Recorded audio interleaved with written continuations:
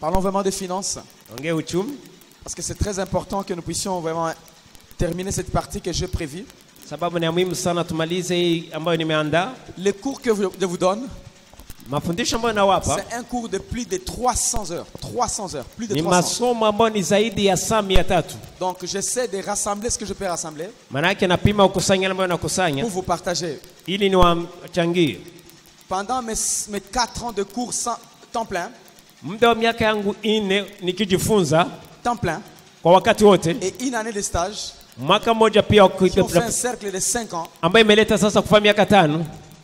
chaque année, pendant les 4 ans de cours, nous avons plus de 100 heures de prospérité financière. Et tu ne peux pas avoir une connaissance lourde comme ça et tu restes comme tu es. Tu ne peux pas. C'est impossible. C'est impossible. Et c'est là où on va projeter, tu vas projeter l'âme là en 3 dimensions, en 3 départements. C'est là où on a stoppé hier. Et j'ai voulu qu'on évolue un tout petit peu. J'ai dit hier, passe à montrer les départements de l'âme, s'il te plaît. Voilà, donc là-bas, vous avez la volonté, le vouloir. Si vous ne voulez pas changer votre vie, ça ne changera jamais. Maintenant, au niveau de l'esprit, vous êtes né de nouveau. Vous avez donné votre vie au Seigneur. L'esprit n'a plus de problème. L'esprit est décanté. L'esprit est libéré. L'esprit est sauvé.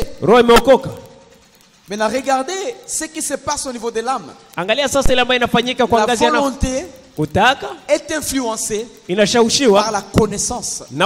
En d'autres termes, si vous ne connaissez pas, toutes vos décisions seront basées sur l'ignorance. Parce que si tu ne connais rien, comment tu vas décider une bonne décision? Comment tu prendras une bonne décision? Toutes vos décisions seront mauvaises. Pourquoi?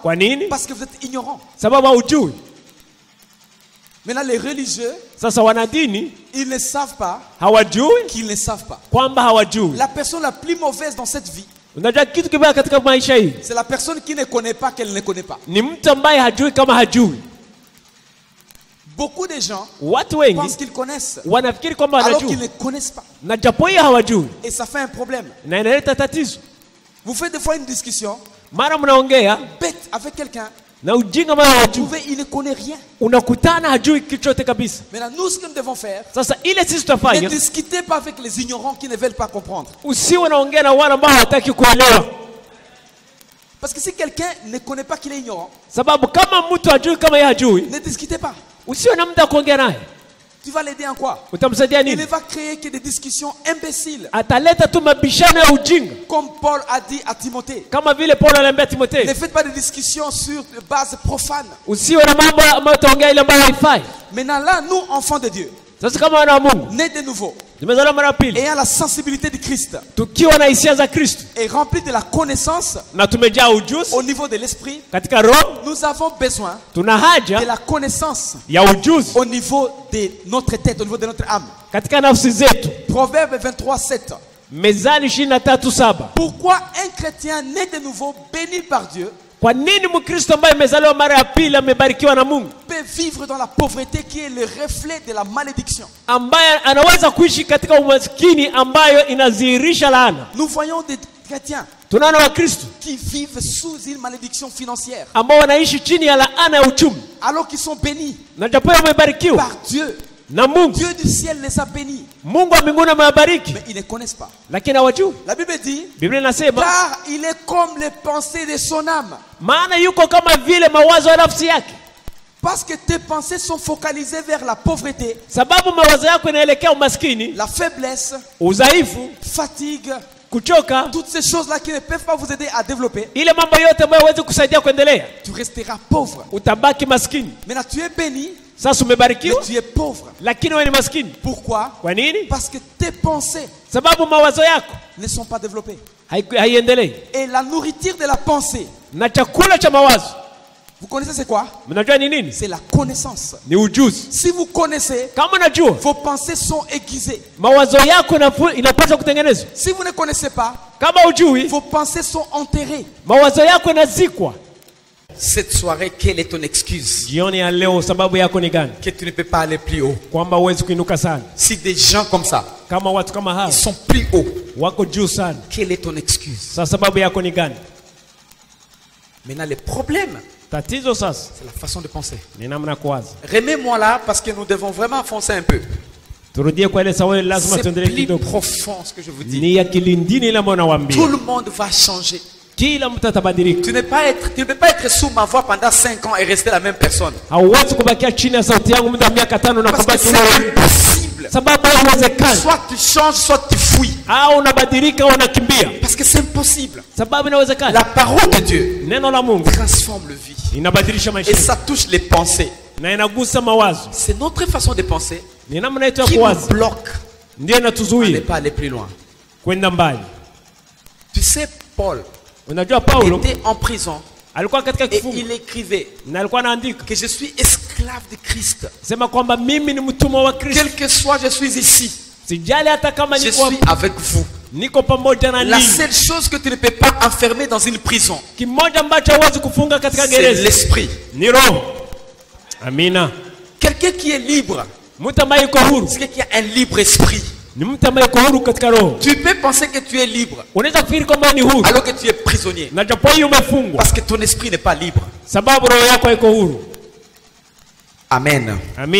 Amène-nous de cette histoire-là. Laissez-moi te montrer comment tu dois quitter. Avec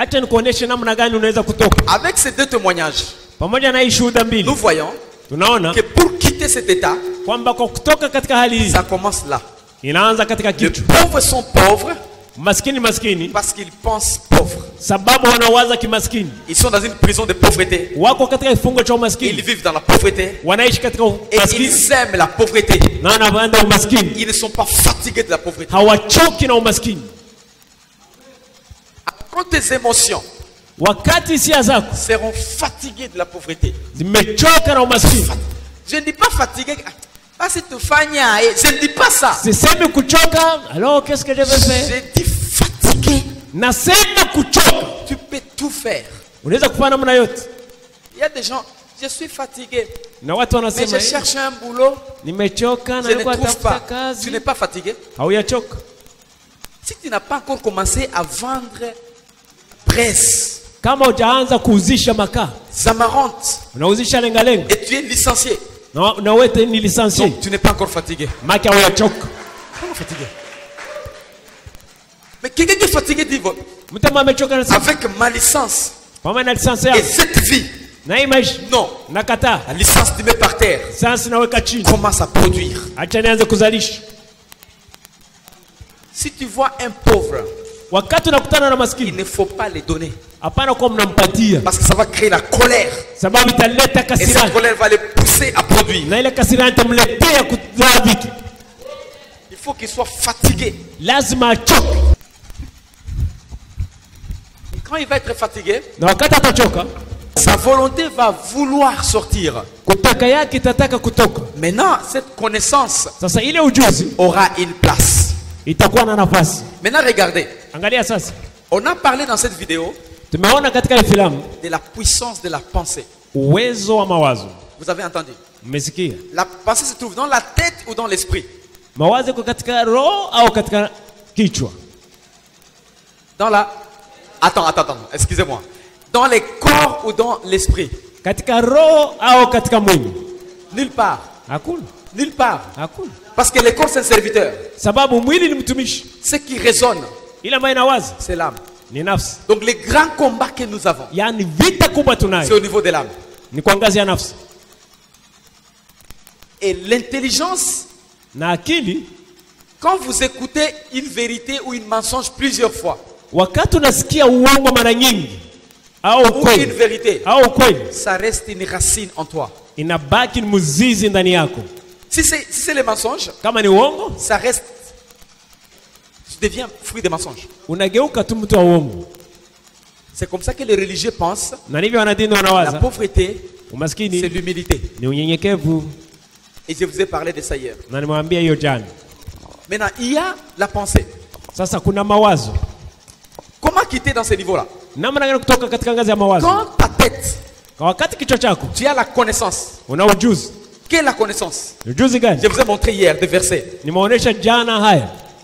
Vous vous souvenez des versets d'hier? C'était Proverbe combien? 21? Qui dit quoi? Tu veux être pauvre? Maintenant, attention.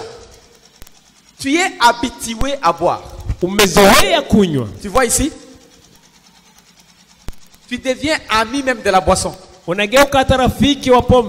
Même si tu ne veux plus boire, tes sensibilités te poussent à boire. Tu refuses de boire. Tes sensibilités te poussent à boire. Tu comprends? Maintenant, tu deviens esclave de la boisson. En d'autres termes, tu deviens esclave de la pauvreté. Parce que l'argent se perd que dans la boisson. Même si on te parle, faut pas boire. Tu dis, je ne veux plus boire. Quand tu es avec les gens de boisson, tu bois. Et tu dis, yo, je l'avais déjà refusé. Formule numéro 1. Pour quitter là-bas, je ne te juge pas. Je te demande la formule comment quitter cet état-là. Changer des amis. Ton voisin, changer des amis. Fini. Parce que si tu as un ami qui ne boit pas, c'est un prix avec. Quand tu auras soif de boire, ta volonté ne veut pas, mais ton compagnon ne t'encourage pas à aller dans la boisson. Et vous trouverez après un temps, ça va être un combat avec tes émotions. Mais tu es libéré. C'est comme ça qu'on délivre l'âme. Amen. Amen. Maintenant, tu vas aller chez quelques pasteurs qui prient beaucoup. Pardon. Ça, c'est un démon de la boisson. Alléluia. Alléluia. Tu vas faire le jeûne pendant 6 jours. Et on va prier pour toi. Et la soif de la boisson, ça va se terminer. Attention, la soif, ce n'est pas un démon. Attention. Et c'est comme ça que si on fait des histoires de délivrance, si on n'a pas la connaissance, on a beaucoup de problèmes avec les gens. La personne a soif. La personne n'est pas possédée au fait. N'est pas possédée. Soif. Parce que la personne est née de nouveau déjà.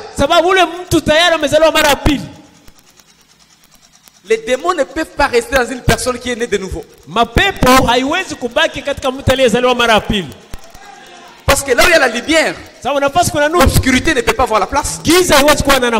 Maintenant, comment quelqu'un qui est né de nouveau, chaque jour, c'est parce que ses émotions sont devenues plus proches de la boisson tellement que ça devient lui.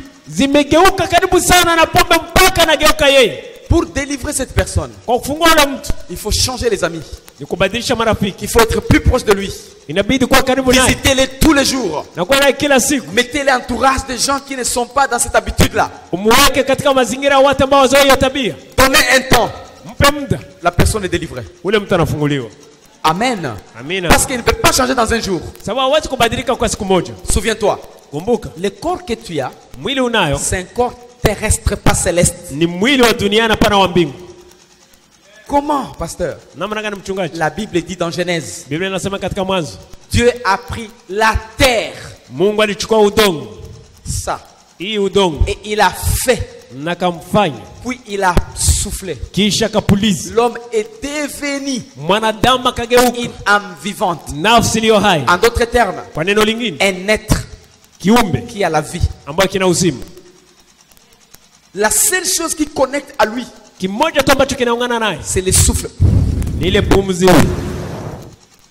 Et ce souffle-là qui l'aidait à soutenir tous ceux qui les respectaient dans les jardins. Et c'est comme ça que quand tu deviens chrétien, le souffle de vie est connecté encore à Dieu. Mais ton âme, déjà détruit. C'est comme ça que vous ne trouverez jamais un chrétien parfait. Nous tous là, personne n'est parfait. Nous avons des erreurs.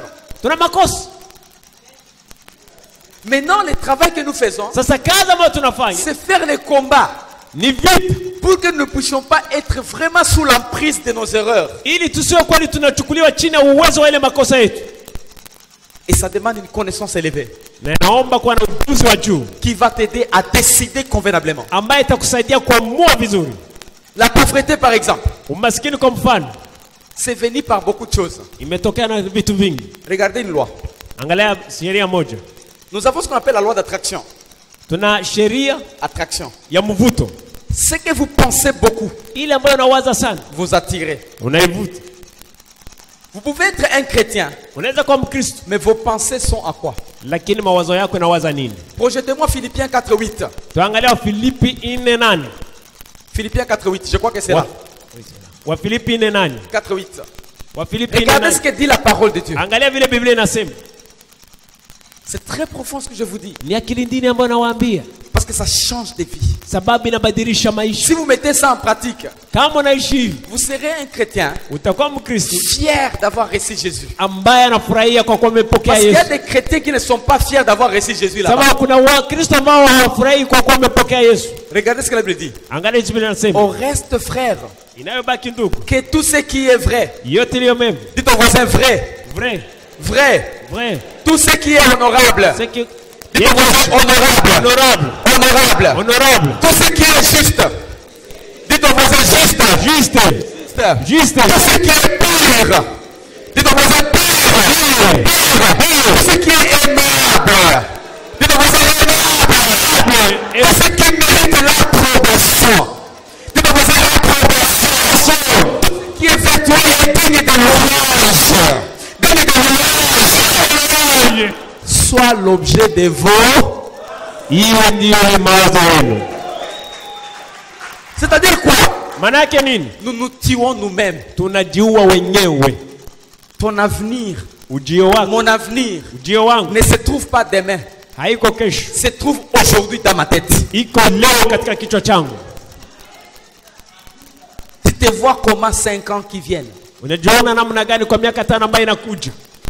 Wapi basi tutafanya je n'ai pas fait hivi tu basi pastere mashi pastere mchungaji ndivyo nasema kadi vya kweli lakini viko nguvu pastere tiens problème unatatish ana nguvu c'est ça aussi ndio uzima. Maintenant tes idées sont influencées par tes amis. Sasa mawazo yako yanashoshona na marafiki zako, ton entourage, mazingira yako, ton église, kanisa lako, ta connaissance, ujuzi wako, ton environnement, mazingira yako. Tu peux vivre à Uvira. Unaweza kushubiri. Et tu refuses. Na unakataa que Uvira t'influence. Kwamba Uvira isikushawishi. Mimi na kwa témoignage ya vivre. Ni shakata la ku influencer na Uvira. Amina. Na siku mimi naanza choka mimi na voyage. Parce que là où tu es, ça fait pression sur toi. Qu'est-ce qu'il faut faire? Quand tu te sens très fatigué, la pression devient dure. Tu voyages. Quand tu rentres avec une nouvelle pensée, une nouvelle façon de voir les choses. Sinon, tu resteras un chrétien d'Uvira. Vous connaissez un chrétien d'Uvira? Kakitambala hapa kasura kaishazeeka na 30 ans sans effet. Amen. Maintenant, sois un chrétien façonné par la parole de Dieu. Maintenant, nous avons un problème. Pasteur Aaron est là. Pasteur Pacifique est là. Ils sont témoins et d'autres serviteurs de Dieu qui sont ici. Vous êtes témoins. Et quand vous parlez comme je parle, c'est ça ouvrir. Parce qu'ils sont 100 000 km en retard.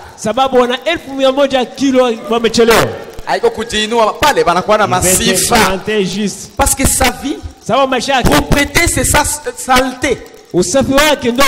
Non, saleté, c'est ça la spiritualité. Pauvreté, c'est ça l'humilité. Le manque, c'est ça la foi.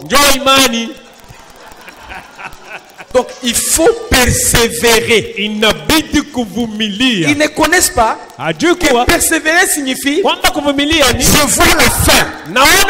J'endure. Pour être persévérant, souffrir et dire aux gens c'est moi qui ai Job. C'est moi qui ai Job. Les livres de Job. Dernier chapitre. La Bible dit que Job, Dieu l'a remis.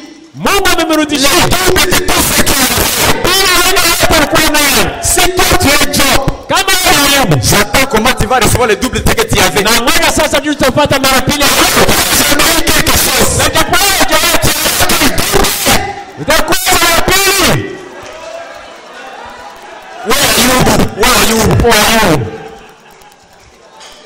Parce qu'il faut avoir le double. Pourquoi?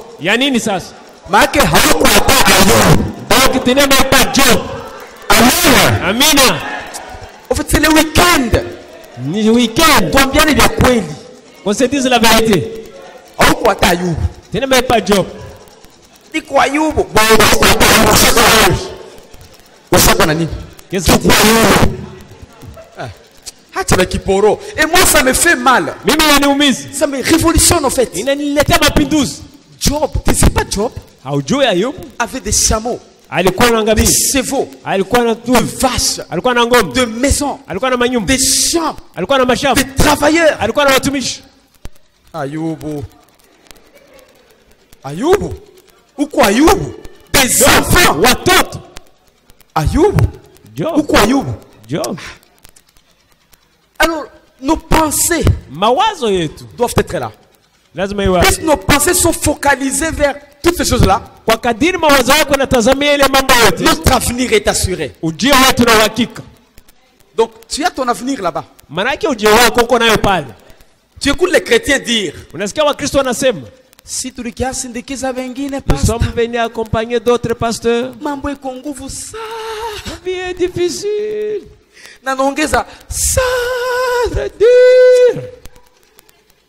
Si on parle avec toi, ne me dites jamais de telles choses, je vais te haïr. Les choses ne sont pas difficiles. Ça peut être temporaire. C'est nous qui sommes difficiles dans nos têtes. Maintenant, nos corps sont attachés à la terre. Je vous ai parlé de loi et des les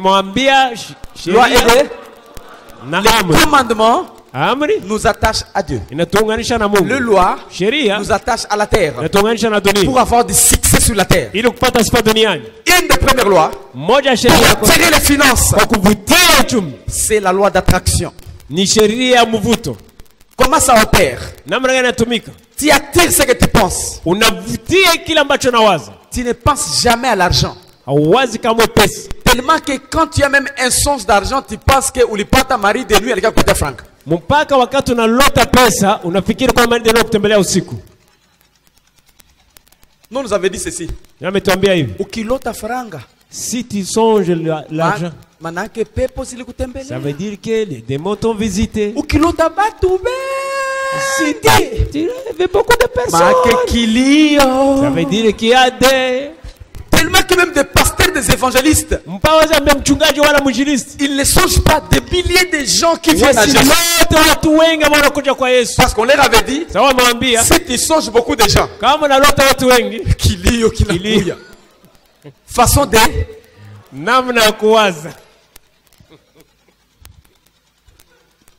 tellement que même si tu n'as pas une vision qui dépasse 100 chrétiens à l'église. Pourquoi? Parce que si tu peux avoir cette vision-là, utakuwa na bilota. Donc bilota kilio na kia kweli. arrange. Et quand tu commences à penser de l'argent, tu vas commencer à songer l'argent. Et quand tu commences à voir ça, c'est fini. Les démons t'arrivent. Les démons vont t'acheter. Vont acheter tes enfants. Et la vie sera difficile. Attire. Dites au voisin, attire l'argent. L'argent. Passe à l'argent. Donne l'argent. L'argent. Pauvre, masquine, ne médite jamais sur l'argent. Il médite ses problèmes. Un riche médite solution à ses problèmes. Toi tu médites à quoi? Ici kumagumu iko mingi. Dans ces jours-ci, il y a beaucoup de difficultés. Comment résoudre ce qui est arrivé? Deux personnes vivant dans un même enclos. Dans un même endroit. Raisonnent différemment. La loi d'attraction. Ton voisin, la loi d'attraction. La loi d'attraction. Ce que tu penses, il attire. C'est écrit dans la Bible. Projetez Révélation 1:5. Regardez secret dans la Bible. Qui connecte avec cette loi? Regarde. Tu viens attirer beaucoup d'argent. Pensez argent. Si tu veux vivre différemment de tes parents, agis différemment de tes parents. Verset 6, c'est papa. Écoutez la Bible, ce que tu as dit. Et qui a fait de nous un royaume de sacrificateurs pour Dieu son Père? À lui soit la gloire et la puissance au siècle des siècles.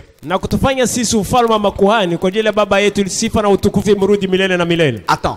Si tu es né de nouveau, hein? Né de nouveau, suivez-moi très bien. Tu es déjà sauvé. Hein? Comment tu expérimentes les choses célestes? Comment? C'est en les méditant, en les pensant, Si tu ne sais pas que tu es au ciel avec Dieu, tu vas être un chrétien qui n'expérimentera jamais les choses de Dieu. Comment un chrétien expérimente les choses du diable? En passant aux choses du diable. C'est-à-dire quoi? Les manques, la pauvreté, la haine, les problèmes, les difficultés. Tu parles de tout le monde. Tu attires toutes ces choses-là vers toi. Au lieu d'attirer les choses de Dieu, tu attires les choses de Satan. Deuxième loi. Pour attirer les finances, la loi de compensation. La loi de compensation. Donc compenser. Écoutez. Vous allez écrire comme vous voulez. La loi de compensation fonctionne comme ça. Si tu peux attirer des choses, ça c'est en termes d'argent. Attirer l'argent. Tu dois avoir la compétence de gérer ces montants et maîtriser ces montants. Pratiquement c'est quoi? Il y a des chrétiens. Vous pouvez prier pour $1000 et vous ne pouvez pas avoir $1000. Pourquoi? Parce que vous n'avez pas la compétence de contenir $1000. Je me fais comprendre. On peut être, il y avait Frère Kidumu ici. Dans cette même église, on sert devant vous. Mais nous avons différentes compétences de gérer. Nous prions maintenant. Seigneur, donne à Frère Kidumu 5000. Donne-moi 5000. Lui trouve 5000. Moi je trouve 1000. Vous devez savoir une chose. C'est la compétence d'absorption que vous avez. Qui attire. En d'autres termes, vous êtes la même personne, Mais plus vous êtes épanoui au niveau de la tête, de votre âme, volonté, intellect et émotion, vous allez attirer beaucoup d'argent. 3 Jean chapitre 1 verset 2. Bien-aimé, je souhaite que tu prospères à tous égards. Je veux que tu sois épanoui à tous égards. Nous voulons que chacun de nous soit épanoui à tous les niveaux. Amen. Maintenant attention. Et sois en bonne santé. Comment? Comment? Parce que tu pries beaucoup. Seigneur. Oh, j'appelle cette voiture au nom de Jésus. Sois épanoui. Quand tu es épanoui, commence à contenir ce que tu veux. Avant de les avoir, tu les attires. Amen. Amina. Il y a un chrétien ici. $100 de mfuko. $100 anapata bazimu. Il y a un problème. Pastor nakawia biko anatafuta kutoze mulongo 5. Aujourd'hui c'est samedi. Ka 100 tu kona kumfuka 100 tu. $100 seulement. Si utapata 200. Lorsque tu auras 200, tu vas mourir. C'est quoi? J'ai eu 200. J'ai eu 200. Parce que ton niveau est trop bas. Tu n'as pas la compétence de gérer beaucoup de moyens. Toutes mes personnes qui sont les multimillionnaires, ils semblent simples comme ça. Mimi na wewe bakatuza toka voiture tu hapa ka 2000. Voiture de 2000. Atulale tena mnyumba. Inakuwa 5 heures. Eh bwana 5 heures. Uko nenda hapa 5 heures. Parce que tu n'as pas la compétence de gérer tout ça. On te met dans une très belle maison, tu ne dors plus. Tu dors ici. Unahamia mwingine shamba. Uko unashtuka nini? C'est chez toi là-bas. Parce que tu n'as pas la compétence. Laissez-moi vous dire un exemple simple. Si tu n'as jamais voyagé dans l'avion, et on te dit voilà les billets, tu vas voyager, tu ne dors pas. Quand tu unaweza gonjwa mais uko muzima. Amen. Parce que tu n'as pas la compétence de gérer ça. Et partout tu arrives. Nilikuwa mundege. Na profil za kosoto na kwa mundege. Mais qu'est-ce qui ne va pas profil mundege? La loi de compensation te dit ceci. Épanouis-toi. Et tu attires ce que tu veux. Comment tu veux être épanoui? Connaissance. Environnement. Frotte-toi avec les gens qui sont épanouis. Amen. Amen. Le matin tu viens de dire on va au ciel. Le même matin. Comment tu vas t'épanouir? Je vais au ciel bien sûr. Mais si Jésus ne vient pas demain, je dois manger. Je vais manger comment? Jésus vient bientôt. Mais s'il ne vient pas demain, il va passer porte par porte. Maison par maison. Maison par maison. Pas évangéliser. Mais tu sais. Troisième loi. Deutéronome 2:7. La loi du travail. Et tout ça, nous sommes où? Ce n'est pas au niveau de l'esprit. C'est au niveau de l'âme. Donc le vrai combat que nous menons, c'est au niveau de l'âme. Donc les pauvres sont pauvres parce qu'ils ne sont pas épanouis. Ils ne sont pas sages. Ils sont ignorants. Comment je peux avoir $8,000. Namna gani za kupata dola 8,000? $7,000. 7,000 dola. Aseme ndarangwa ndagala kawizi. Ndangwa miogo kawizi ndakia fanya mitewe na $7,000.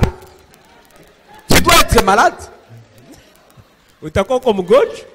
Donc ce n'est pas le problème de l'argent. Haiko tatizo ya pesa. C'est le problème de l'âme. Ni tatizo ya nafsi.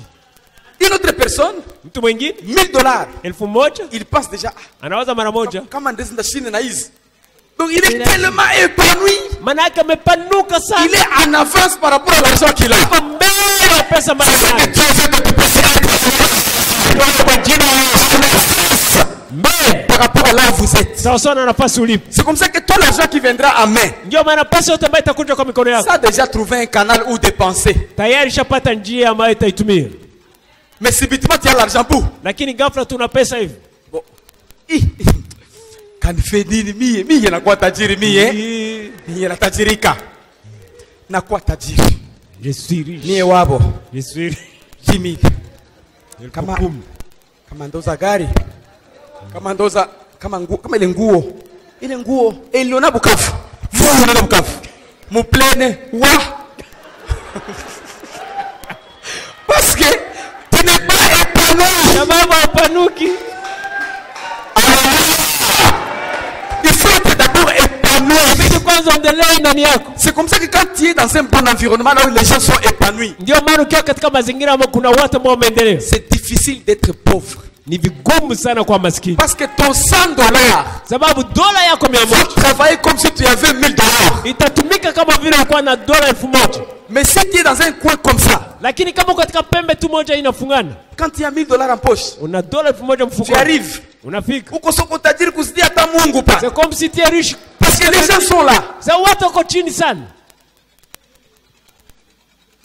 Mais quand tu es épanoui, dans un environnement épanoui, tu penses toujours t'épanouir. Si tu as 2 maisons, tu vas en ajouter 3e. Tu vas en ajouter 5e. Et ça ne te fait rien en termes d'arrogance. C'est normal. Mais dormir bien, c'est normal. Moi, kulala kumatela njo fieri kabisa. Mpaka unatembea na la kumatela. Awika na nyumba yote kwa matela tena sakalambika hivi. Parce qu'on est dans un environnement qui n'est pas épanoui. La Bible dit, je bénirai le travail de vos mains. Est-ce que tes mains là, est-ce que la Bible dit là-bas, le travail de tes mains seront bénis. Regarde tes mains là. Tu fais quoi? Est-ce que tu fais quelque chose? Si tu ne fais rien, tu vas avoir une bénédiction qui ne va pas s'exprimer. Parce que tes mains qui sont supposées faire pour que tu sois béni ne font rien. La Bible ne dit pas que je bénirai ta prière. Seigneur, oh, na kombo na Yesu, na kokota, j'attire, je chasse malédiction, je chasse la pauvreté, je chasse le manque, j'attire au nom de Jésus. Tu vas à la maison. Takufa na njala, travailler. Amen. Amina. 3 stratégies pour attirer les finances. Niko na bia mingi sana mais siwe. J'ai beaucoup mais je ne sais quoi faire. 3 stratégies. Stratégie numéro 1. Utilisée par 96% des gens dans ce monde. Utilise cette stratégie. Et c'est une stratégie qui ne fonctionne pas. Ça te donne à manger. Mais tu ne peux pas être riche. Mais tu mangeras quand même. Tu te vêtiras quand même. Et tu diras aux gens, bon, quand même il a quoi bien. Ça ne fonctionne pas. Mais c'est pas mal de faire ça. 96% de ce globe terrestre utilisent cette stratégie ici. C'est ce qu'on appelle la stratégie de saturation.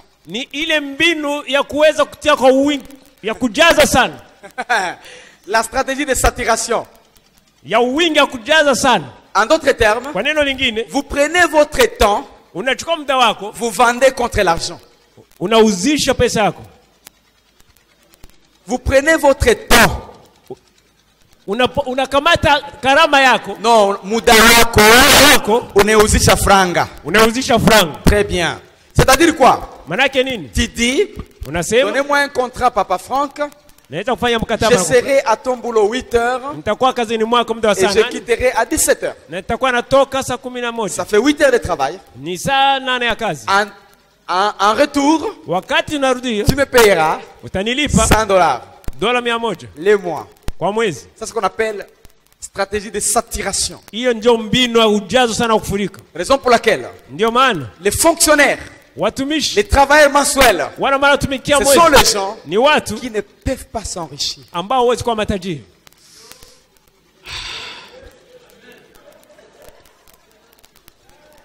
Mais ils peuvent avoir à manger, à boire, mais ils ne peuvent pas être riches. Attends, pasteur, pendant longtemps que vous découragez à y... Attends, donnez-moi seulement un riche ici à Uvira. Parmi les gens qui détiennent l'économie d'Uvira, donnez-moi un fonctionnaire. Un seul. Parmi les 5 que nous connaissons qui détiennent l'économie de la vie. De l'autre côté, ton papier ne peut pas te faire riche.